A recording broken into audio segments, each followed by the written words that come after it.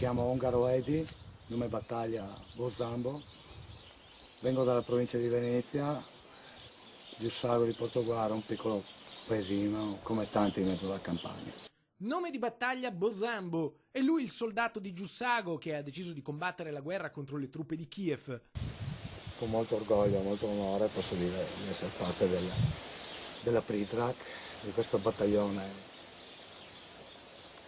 internazionalista, tra i quali mi sento già dal primo momento, mi sento fra compagni e compagni. Eddie Ongaro, sul canale televisivo dei combattenti con la divisa della sua brigata, parla dall'Ucraina. Crede nell'internazionale perché la regione del Donbass si trasformi in un nuovo stato comunista. In ogni stato, in ogni parte del globo c'è qualche minoranza, qualche piccola etnia, popolo che viene calpestata e allora tocca reagire. Professione foreign fighter. In base alle nuove leggi su chi si trasferisce all'estero per combattere, Eddie Ongaro al rientro in Italia rischia più di 10 anni di carcere, ma per lui ci sono degli ideali per cui è pronto a tutto. Rispetto verso se stessi e verso gli altri. E questo,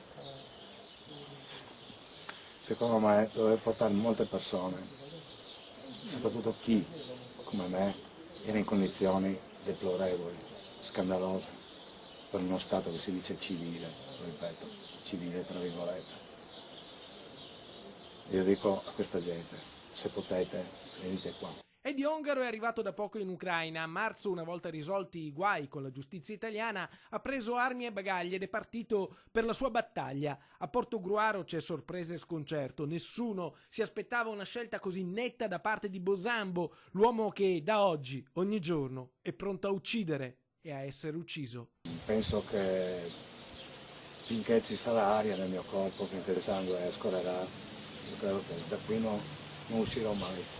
Credo che la mia scelta è quella di restare qui. Ho già chiesto, sto già vedendo per avere la cittadinanza in questa Repubblica.